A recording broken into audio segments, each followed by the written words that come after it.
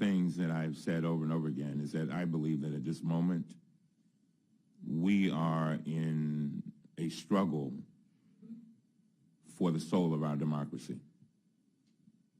And listening to you gentlemen here today, it just reiterates it.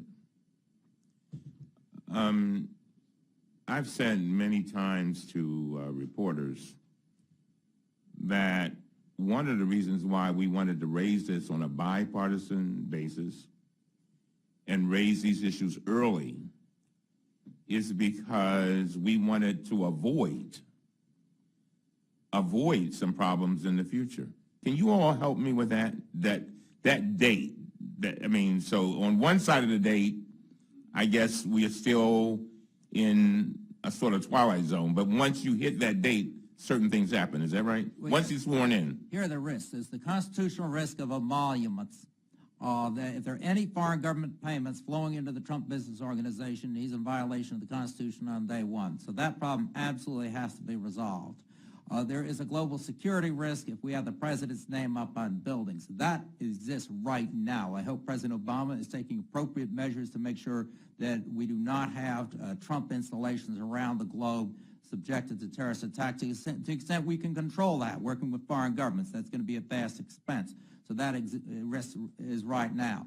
The quid pro quo problem. Anytime anyone combines discussion of Trump business with official United States government business, there's a risk of the inference of a quid pro quo, which is solicitation of a bribe. We cannot have a situation where a foreign diplomat calls up the president-elect or anyone else to try and conduct relations with the United States, and the question comes up, well, how about those ugly windmills that are too close to the golf course? Whoever goes down that road with those types of conversations could get themselves in a situation where they appear to be soliciting a bribe. Obviously, after January 20, people are now in power, and that could be a lot more powerful, more convincing criminal case that could be started if someone started to talk quid pro quo. We've got a whole range of problems that exist right now. They're going to be a lot worse after January 20. Of course, he may take some time to sell off some of the businesses, and we'll just have to live with the risks until he does. But I hope it's as soon as possible. Yeah, I want to argue for pragmatism. We can't tell him to have a fire sale. I mean, that would be wrong. So we will have to live with several months of emolument clause violation. One antidote is for Mr. Trump to put all of his profits from foreign government expenditures that he is entitled to by virtue of his own investments into some charitable entity. I mean, if he is not profiting at all during that interval, that's a solution.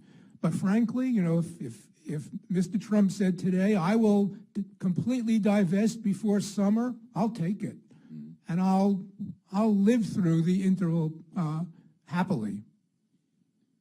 I'd just as soon see him start the process. As a technical matter for any other appointee. This would not relieve of the conflicts, but it would be a huge message to the American people and to the world if he signed that piece of paper. I'm appointing an independent professional as a trustee. Take everything, sort it out, and I'm going to focus on the business of the United States now. He can do it with the stroke of a pen. He can do it today. And that's a simple way to address the January 20 problem.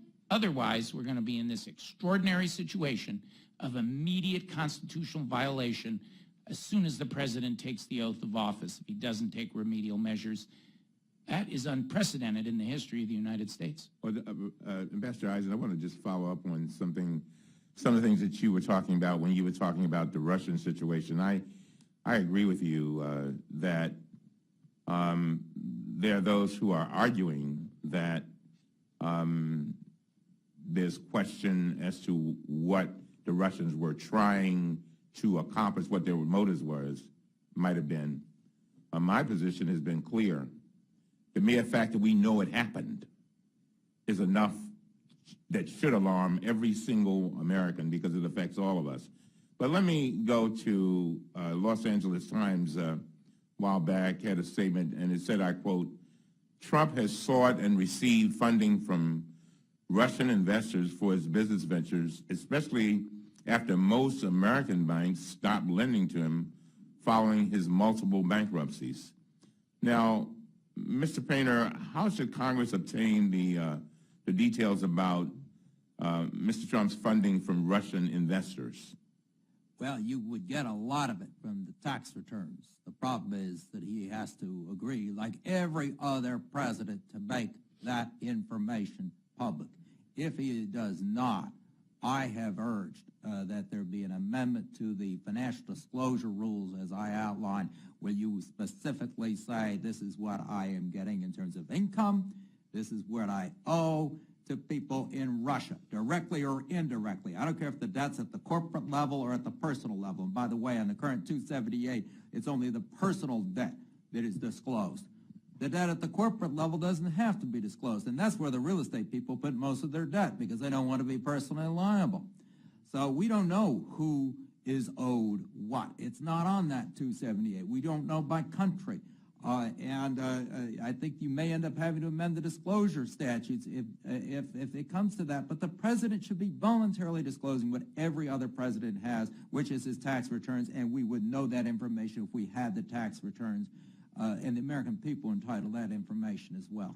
I'm sorry. If you're looking for remedies, you can't require the president to come to Congress and testify, but you can require all of his executives and the Trump organization to come to Congress and testify. You can ask them about those questions.